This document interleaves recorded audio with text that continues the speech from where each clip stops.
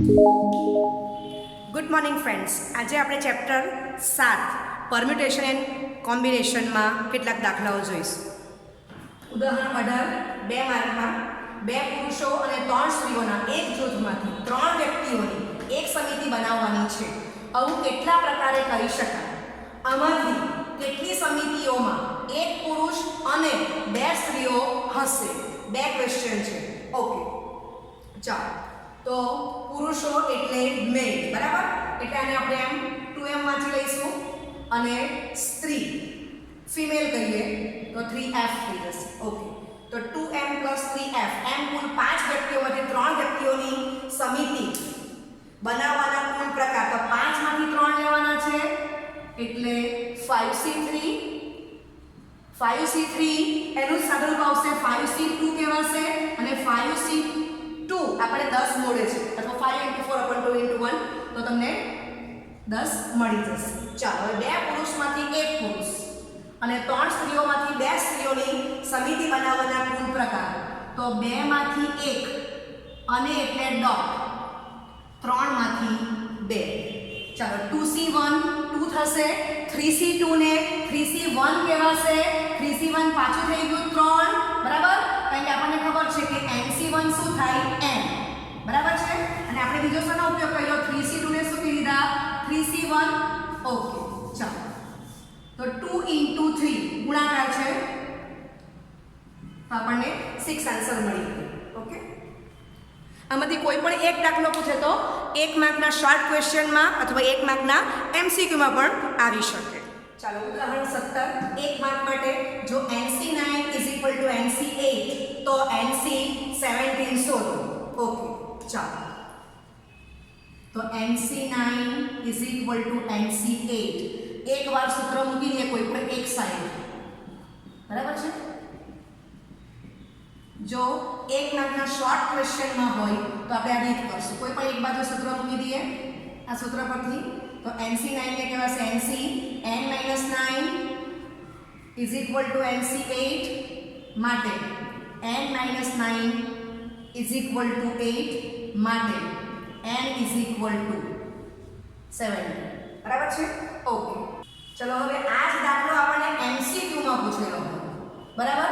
તો આપણી પાસે શોર્ટ મેથડ છે, ડાયરેક્ટ જ લખી દેવાનું, રીતના માર્ક નથી, તો ડાયરેક્ટ જ n = 9 + 8 17 આવી ગયા. આ શોર્ટ ક્વેશ્ચન માટે છે. ઓકે, હવે આપણે શોધવાનું શું છે તે આપણે જોઈએ. તો આપણે શોધવાનું છે nc17, બરાબર છે? ઓકે, તો તમે n શોધો એટલે તમને હાફ માર્ક મળી ગયો છે જો રાઇટિંગમાં શોર્ટ ક્વેશ્ચનમાં હોય તો. MCQમાં હોય તો ઓકે, nc17 તો 17c17 ncn 1 થાય આપણને ખબર છે તો ડાયરેક્ટ જ લખશું 1. આ આપણે મોડે જ રાખવાનું છે તો આન્સર આવી ગયો 1, બરાબર છે? જો શોર્ટ ક્વેશ્ચનમાં હોય તો આટલાનો 0.5 માર્ક અને આનો 0.5 માર્ક, બરાબર છે? અને જો તમને MCQમાં પૂછેલું હોય તો ડાયરેક્ટ તમારે nc17 1 આવે તો જ તમને પૂરો 1 માર્ક મળશે. ઓકે, ઉદાહરણ 24 કોઈ 2 કુમારો સાથે ન આવે તો 5 કુમારીઓ અને 3 કુમારોને હારમાં કેટલા પ્રકારે બેસાડી શકાય? ઓકે, ચાલ તો પહેલા સમજી લઈએ છે.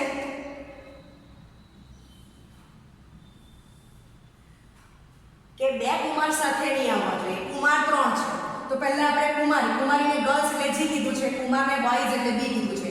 તો 5 ગર્લ્સને ગોઠવી દીધી કેટલા પ્રકારે? 5 ફેક્ટોરિયલ, બરાબર? 5 ફેક્ટોરિયલ મીન્સ તમને ખબર છે 5p 5.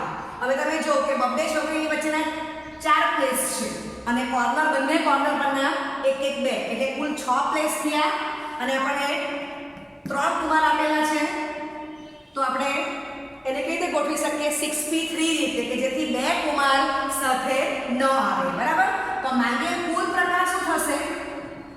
કુલ પ્રકાર 5 ફેક્ટોરિયલ ઇન્ટુ 6p3. ઓકે, હવે એનું સાદુરૂપ આપશું. આપણે અન્ડરસ્ટેન્ડિંગ લઈ લીધી છે કે કેવી રીતે થશે. હવે એને આપણે વ્યવસ્થિત રાઇટિંગમાં કમ્પ્લીટ કરશું, બરાબર? તો આ દાખલો 2 માર્કનો છે પણ આ દાખલો MCQમાં પણ પૂછી શકાય એવો છે. 1 માર્કમાં પણ આ દાખલો ચાલે તો ફટાફટ આપણને ખ્યાલ આવી જાય છે, બરાબર? આ રીતે. ઓકે, 2 માર્ક આપણે વ્યવસ્થિત રાઇટિંગ કરશું. તો 5 કુમારીઓને એક હારમાં બેસાડવાના પ્રકાર તો 5p 5 ફેક્ટોરિયલ આપણે સમજી ગયા છે. હવે 2 માર્કનો દાખલો હોય તો એનો આટલા સ્ટેપનો પોઈન્ટ 5 માર્ક મળી ગયો.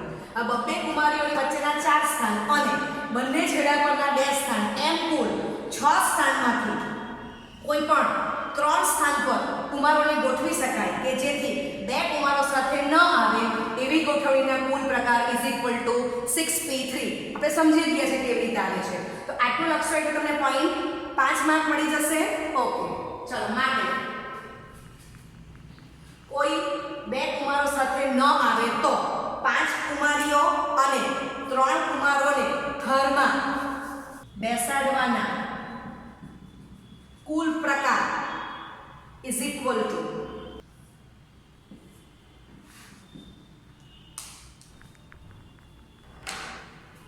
ચાલો તો શું થશે 5 ફેક્ટોરિયલ ગુણ્યા 6p3. 5 ફેક્ટોરિયલ 120, 6p3 એટલે 6 into 5 into 4 આ પણ 120 થશે. 120 ગુણ્યા 120 14400 બરાબર. તો આ તમારો જવાબ તૈયાર થઈ ગયો. ઓકે, હવે તમે આમાં માર્કિંગ કેવી રીતે થશે તો તમે આટલું લખ્યું એટલે પોઈન્ટ 5 માં અને તમે આ સાદુરૂપ લાવ્યા એનો પોઈન્ટ 5 માં 2 માર્કનું કામ કમ્પ્લીટ થઈ ગયું. ઓકે, ઉદાહરણ 23 1,2,0,2,4,2,4 અંકોનો ઉપયોગ કરીને 10 લાખથી મોટી કેટલી સંખ્યાઓ બનાવી શકાય.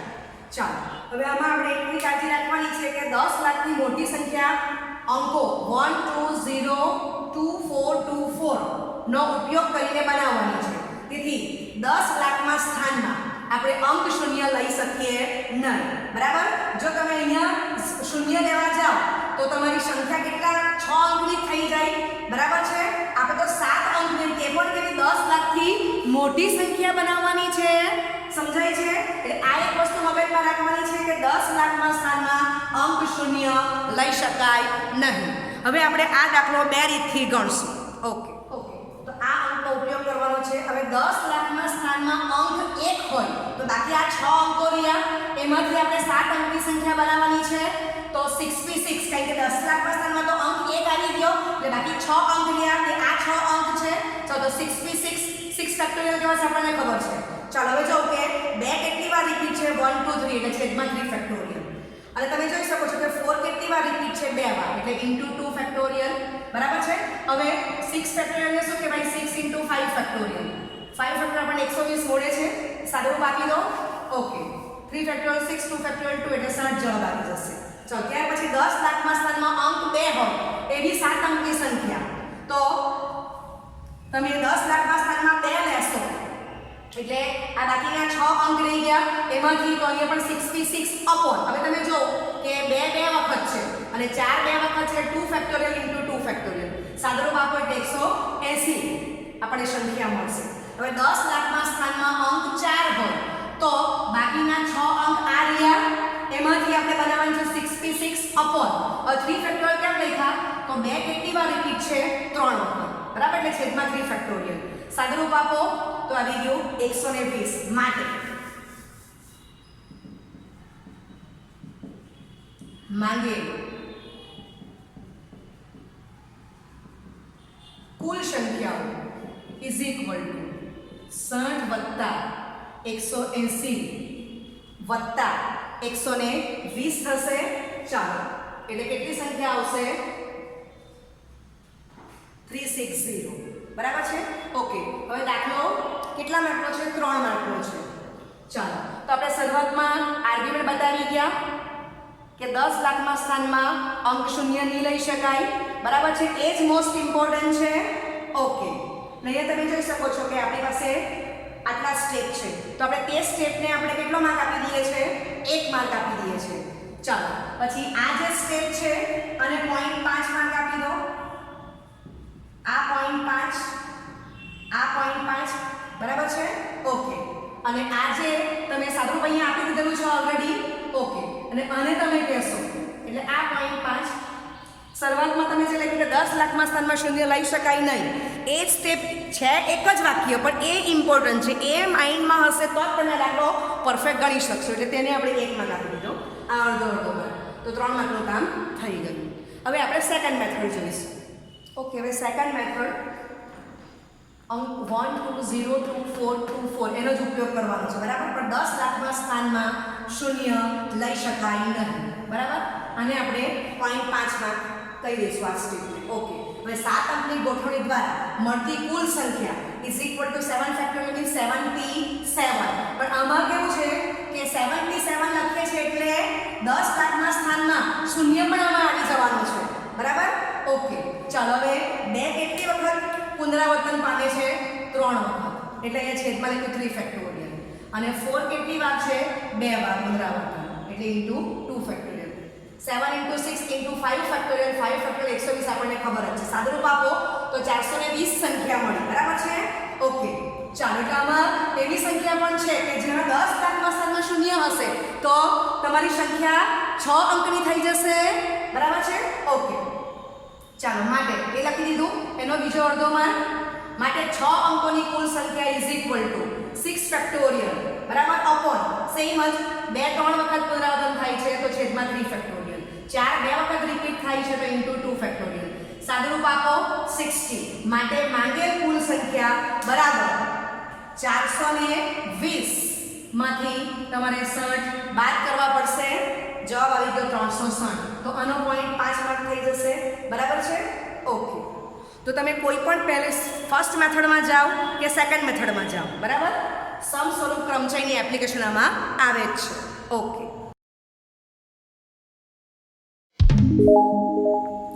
ઉદાહરણ 22 એ પણ 3 માર્ક માટે છે. 3 માર્ક્સ. અગેઇન શબ્દના બધા મૂળાક્ષરનો ઉપયોગ કરીને અર્થસભર કે અર્થરહિત કેટલા શબ્દો બનાવી શકાય તે શોધો. અને બીજો ક્વેશ્ચન છે, જો આ શબ્દોને શબ્દકોશ કે ડિક્શનરી ક્રમ પ્રમાણે લખ્યા હોય તો 50મા સ્થાને કયો શબ્દ આવે? ઓકે, ચાલો. તો ડિક્શનરી ક્રમમાં તો આપણે ફક્ત પહેલા એ આવશે, પછી જી, પછી આઈ ને પછી એમ, બરાબર છે. ઓકે, હવે તમને આ બીજો ક્વેશ્ચન પૂછ્યો હોય તો પણ તમારે પહેલો ક્વેશ્ચન તો ગણવો જ પડશે, બરાબર છે. ઓકે, એટલે આ ક્વેશ્ચન ન પૂછે તો અને આ ક્વેશ્ચન જ પૂછે તો પણ તમારે આ દાખલો ગણવો જ પડશે. તો પહેલા આપણે અગેઇન શબ્દનો માં કેટલા મૂળાક્ષર છે? એ જી આઈ એન, એ 2 વાર રિપીટ છે, બરાબર. તો એના ઉપયોગથી આપણે કુલ શબ્દો કેટલા બને તે શોધી કાઢીએ છીએ. ઓકે, ચાલો. આ ડિક્શનરી ક્રમ થઈ ગયો. ઓકે, માટે અગેઇન શબ્દના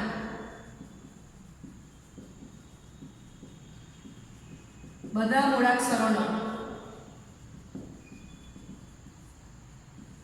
ઉપયોગ કરીને અર્થસભર કે અર્થરહિત બનતા કુલ શબ્દોની સંખ્યા ઇઝ ઇક્વલ ટુ, ચાલો,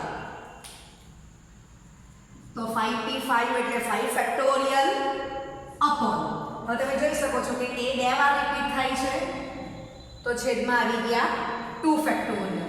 હવે આપણને ખબર છે કે 5 ફેક્ટોરિયલ 120, 2 ફેક્ટોરિયલ 2 થશે તો આપણને આન્સર કેટલો મળી ગયો? 60, બરાબર છે. એટલે કુલ શબ્દો 60 મળે છે. હવે બીજા ક્વેશ્ચનમાં શું છે? જો આ શબ્દોને ડિક્શનરી ક્રમ પ્રમાણે લખ્યા હોય તો 50મા સ્થાને કયો શબ્દ આવે તે આપણે શોધવાનું છે. ઓકે, ડિક્શનરી ક્રમ પ્રમાણે capital A, capital G, capital I, capital N ક્રમમાં આવશે. હવે A થી શરૂના શબ્દોની સંખ્યા, બરાબર છે. ઓકે, તો A, G, I, N એમાંથી પહેલો આપણે A લઈ લીધો તો બાકી કેટલા રહ્યા? આ 4 મૂળાક્ષર, બરાબર. તેનાથી શું બનશે? 4 ફેક્ટોરિયલ અપોન. હવે તમે જો કે એક એ તો આપણે લઈ લીધો છે આ 4 માંથી, એટલે 4p4 બધા એક વાર જ છે તો છેદમાં ખાલી કઈ જ નહીં આવશે, આ 4 ફેક્ટોરિયલ થઈ ગયું, બરાબર છે. કોઈ રિપીટ આવતો જ નથી. ચાલો, 4 ફેક્ટોરિયલ 24 થઈ જશે. હવે G થી શરૂ થાય, G થી શરૂ થશે તો આપણે શું વાંચવાનું છે A, A I N આ 4 લિયા તો 4 ફેક્ટોરિયલ એ 2 વાર રિપીટ છે છેદમાં 2 ફેક્ટોરિયલ ચલો 24 ભાગ્યા 2 એટલે 12 થશે I થી સ્ટાર્ટ થાય ચાલો તો I ને કરી નાખીએ તો આટલા A, G, N રહેશે તો એનાથી બનશે 4 ફેક્ટોરિયલ અપોન 2 ફેક્ટોરિયલ તો એ પણ આવી ગયા 12 હવે તમે જો કે આટલા 3 નો સરવાળો કરશો તો કેટલા આવી ગયા 48 અને તમે ક્વેશ્ચન જો તો આપણને શું પૂછેલું છે 50 માં સ્થાને કયો શબ્દ આવે એટલે અહીંયા n થી શરૂ થાય સપોઝ કે હું શોધી કાઢીશ તો આપણને ખબર કે કુલ શબ્દો કેટલા છે 60 એટલે આ પણ 12 જ આવવાના છે પણ એમાં આપણે આ પ્રમાણે રાઇટિંગ કરશું નહીં સમજો ધારો કે તમે કરો તો તમને ખબર નથી પડવાની ધારો કે n થી સ્ટાર્ટ થાય તો આપણે આ કરી નાખ્યું આમ રહી ગયા તો તમે શું લખશો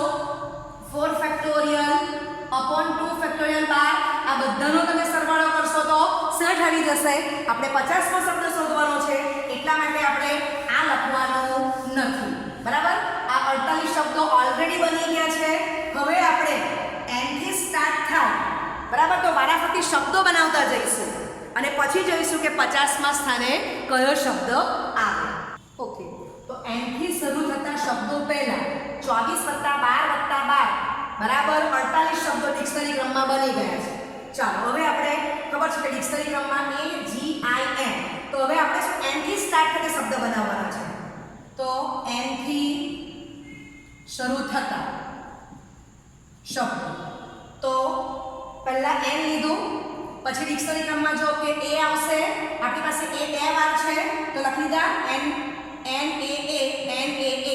ચાલો હવે કોણ બાકી રહી ગયું તો G ને I તો એમાં G પહેલા આવે છે એટલે ચોથા સ્થાનમાં G આવી ગયું તો પાંચમા સ્થાનમાં I રહેશે ઓકે આ ત્રણ તો ફિક્સ થઈ ગયા બરાબર છે હવે આ શબ્દમાં ચોથા સ્થાન પર I આવશે તો પછી પાંચમા સ્થાનમાં G આવશે બરાબર છે એટલે આ આપણો 49 નો શબ્દ થઈ ગયો અને 50 નો શબ્દ છે NAAIG બરાબર માટે ડિક્શનરી ક્રમ પ્રમાણે 50 નો શબ્દ NAAIG થશે બરાબર છે ઓકે સ્વાધ્યાય 7 પ્રશ્ન 5 બે નંબર દાખલો અંકો 0 1 3 5 7 અને 9 ના ઉપયોગથી પુનરાવર્તન વગર 6 અંકોની 10 વડે વિભાજ્ય હોય એવી કેટલી સંખ્યાઓ બને ઓકે ચાલો રાઇટિંગ કરી દઈએ છે 0 1 3 5 7 અને 9 ના ઉપયોગથી પુનરાવર્તન વગર 6 અંકોની 10 વડે વિભાજ્ય સંખ્યા બનાવવાની છે ઓકે તો 10 વડે વિભાજ્ય સંખ્યા બનાવવા માટે એકમના અંકમાં શૂન્ય જ લેવો પડે તેથી એકમનું સ્થાન એક રીતે ભરી શકાય બરાબર છે ઓકે માટે લાખનું સ્થાન ભરવાના પ્રકાર = 5 થશે ઓકે ચાલો એકમ આપણો આવી ગયો છે દશક શતક હજાર 10,000 ને 8 લાખ ચાલો ઓકે એકમના સ્થાનમાં અંક 0 લેવાઈ ગયો છે બાકી 5 અંક રહ્યા તો લાખનું સ્થાન 5 રીતે 10,000 નું સ્થાન 4 રીતે 1000 નું સ્થાન 3 રીતે શતકનું સ્થાન 2 રીતે અને દશકનું સ્થાન 1 રીતે ભરાશે માટે માંગેલ સંખ્યા = 1 × 5 × 4 × 3 × 2 × 1 આવી ગયા 120 બરાબર છે હવે તમને ખબર છે કે આ જે ગુણાકાર છે એને બીજું શું કહી શકાય 5p5 5 ફેક્ટોરિયલ બરાબર છે ઓકે તો આન્સર આપણને મળી જાય છે 120 સ્વાધ્યાય 7 પ્રશ્ન 4 3 માર્કનો દાખલો છે એક્ઝેલેશન શબ્દના તમામ ભિન્ન ક્રમચયોને જો શબ્દકોશ ડિક્શનરી ક્રમ પ્રમાણે ગોઠવી યાદી બનાવવામાં આવે તો પ્રથમ શબ્દ ઈ થી શરૂ થાય તે શબ્દ પહેલા કેટલા શબ્દો હશે તો તમને ખબર છે કે ડિક્શનરી ક્રમમાં A E I M N O T X આવશે બરાબર છે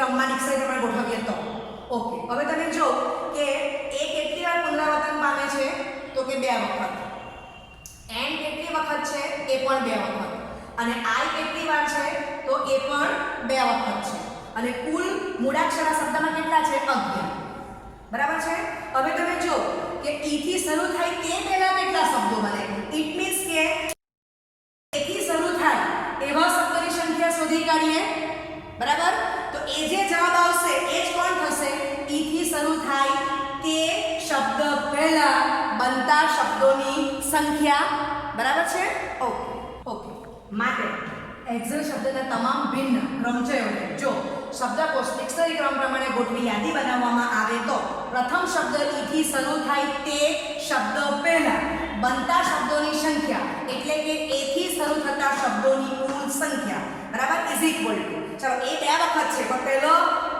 મૂળાક્ષર આપણે એ જ લીધો એટલે કે એના સિવાય બાકી 10 મૂળાક્ષર રહ્યા 10 થી 10 10 ફેક્ટોરિયલ ઓકે ચાલો હવે n કેટલી વાર છે તો કે 2 વખત રિપીટ ને i કેટલી વાર છે 2 વખત રિપીટ ને છેદમાં આપણે શું આપી દીધું 2 ફેક્ટોરિયલ ઇન્ટુ 2 ફેક્ટોરિયલ સાદરૂપ આપો 10 factorial 10 into 9 into 8 into 7 into 6 into 5 factorial 120 લખી દો છેદમાં 2 ગુણ્યા 2 સાદરૂપ આપો તો આન્સર આવશે 907200 સ્વાધ્યાય 7 પ્રશ્ન 7 2 માર્ક એક પરીક્ષામાં 12 પ્રશ્નો ધરાવતું પ્રશ્નપત્ર 2 ભાગમાં વહેંચાયું છે ભાગ 1 માં 5 પ્રશ્નો અને ભાગ 2 માં 7 પ્રશ્નો છે દરેક ભાગમાંથી ઓછામાં ઓછા 3 પ્રશ્નો ખાસ વાંચજો ઓછામાં ઓછા 3 પ્રશ્નો પસંદ કરીને વિદ્યાર્થીએ 8 પ્રશ્નના જવાબનો પ્રયત્ન કરવો જરૂરી છે તો વિદ્યાર્થી કુલ કેટલા પ્રકારે પ્રશ્નો પસંદ કરી શકે બરાબર ચલો શોર્ટમાં સમજી લઈએ 12 પ્રશ્નોમાંથી પહેલા પાર્ટમાં 5 અને બીજા પાર્ટમાં 7 પ્રશ્નો છે હવે બંને પાર્ટમાંથી ઓછામાં ઓછા 3 પ્રશ્નો અટેન્ડ કરવાના છે એટલે પહેલા પાર્ટમાં 3 ઓર 4 ઓર 5 એટલે પહેલા પાર્ટમાં 5 જ પ્રશ્નો છે બરાબર લેવાના કુલ 8 પ્રશ્નો છે ઓકે હવે પાર્ટ 1 માંથી જો 3 લઈએ તો પાર્ટ 2 માં 5 પ્રશ્નો એને કરવા જ પડે પાર્ટ 1 માં 4 તો પાર્ટ 2 માં 4 અને પાર્ટ 1 માં 5 પ્રશ્ન અટેન્ડ કરે તો પાર્ટ 2 માં એને 3 પ્રશ્ન અટેન્ડ કરવા જ પડે બંનેમાંથી ઓછામાં ઓછા 3 લેવાના છે પરંતુ કુલ 8 પ્રશ્નો થવા જોઈએ બસ આટલું જો તમને સમજાઈ ગયું તો ફટાફટ એનો આન્સર આવી જશે ઓકે બરાબર માટે વિદ્યાર્થી કુલ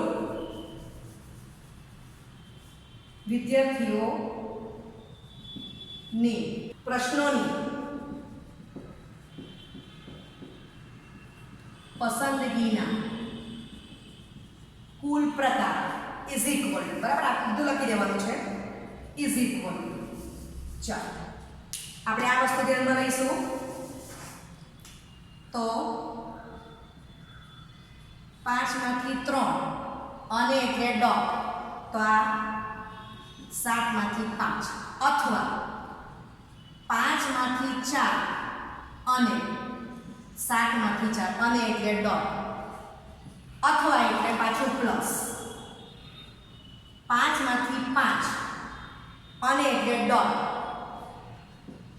7 માંથી 3 બરાબર છે થઈ ગયા કુલ 8 પ્રશ્ન આપણે લેવાના છે ઓકે ચાલો હવે આપણે એનું સાદું રૂપ આપી દઈએ ચાલો આપણને આ મળે છે NCN 1 થશે બીજું આપણને આ પણ ખબર છે NCR = NCN - R એનો આપણે ઉપયોગ કરશું ઓકે ચાલો 5C3 ને હું 5C2 કહી દેવાના પ્રમાણે કે મને 10 મળે છે 7P5 ને હું 7C2 કહી દઉં છું 5C4 5C1 એટલે 5 થશે અને આને કહી દઉં છું 7C3 ચાલો 5C5 આના પ્રમાણે 1 થશે અને આ આવી ગયું 7C3 ઓકે ચાલો સાદુરૂપ આપશો ઇઝ ઇક્વલ સાદુરૂપ આપ સાઈડમાં બતાવી દઈએ છે 7 × 5 સોરી 7 × 6 upon 2 × 1 એટલે 21 જવાબ આવી ગયો ચાલો વત્તા ઓકે 7C3 તો 7 × 6 × 5 upon 3 ફેક્ટોરિયલ 6 થશે 6 6 જશે એટલે આ આવી ગયા 35 1 into 35 એટલે 35 થવાના છે, બરાબર છે? ઓકે, ચાલો માટે સાદુરૂપ આપશું 210. ચાલો આમાંથી 35 કોમન કાઢી નાખો તો 5 + 1, બરાબર છે? સિમ્પલ થઈ જશે.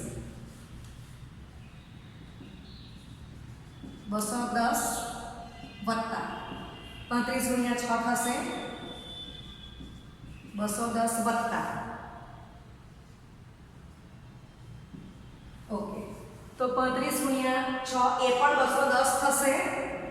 તો જવાબ કેટલો આવી ગયો? 420. ચાલો પ્રશ્ન 10 + 7 નો છે 3 માં. 25 વિદ્યાર્થીના વર્ગમાં 10 વિદ્યાર્થીઓને પર્યટન પર લઈ જવા માટે પસંદ કરવાના છે. 3 વિદ્યાર્થીઓએ એવું નક્કી કર્યું કે કાં તો એ ત્રણે પર્યટન પર જશે અથવા ત્રણેયમાંથી કોઈ નહીં જાય. તો પર્યટન પર લઈ જવા માટે વિદ્યાર્થીઓને કેટલા પ્રકારે પસંદ કરી શકાય? તો સમજો કે 3 વિદ્યાર્થી પહેલા જોઈ લઈએ છીએ કે જાય છે તો 3C3. કુલ 25 છે, 25 માંથી 3 બાદ કરી નાખો એટલે 22 થશે અને કુલ 10 વિદ્યાર્થીને લઈ જવાના છે. તો આમાં 3 જાય છે, 3 માંથી 3 વિદ્યાર્થી જાય છે એટલે આ બાજુ શું થશે? અહીંયા 10 માંથી 3 એટલે 7 થશે, બરાબર? ઓકે, હવે અથવા એટલે પ્લસ, ત્રણેયમાંથી એક પણ ન જાય તો 3C0, બરાબર? ડોટ. અને 22 માંથી 10 જશે, 22 થી 10. આ એની અન્ડરસ્ટેન્ડિંગ છે. ઓકે, તો આખું સેન્ટેન્સ આ લખશું. પર્યટન પર લઈ જવા માટે વિદ્યાર્થીઓને લઈ જવાના કુલ પસંદગીના પ્રકાર is equal to 3C3 dot. Direct લખું છું હવે. ચાલો, તો 22 થી 7 થશે. આપણે અન્ડરસ્ટેન્ડિંગ ક્રિએટ કરી દીધેલી છે. ઓકે, અથવા એટલે પ્લસ 3C0 ડોટ 22 થી 10. ચાલો, હવે આપણને ખબર જ છે કે NCN is equal to NC0 1 થશે એટલે 3C3 ને 3C0 1 જ થવાના છે. 1 ડોટ 22 થી 7 વત્તા 1 ડોટ 22 થી 10 એટલે ઇઝ ઇક્વલ ટુ 22 થી 7 વત્તા 22 થી 10. તો આ તમારો આન્સર કમ્પ્લીટ થઈ ગયો. ઓકે, તો અહીંયા તમારું ચેપ્ટર 7 કમ્પ્લીટ થાય છે. Thank you very much.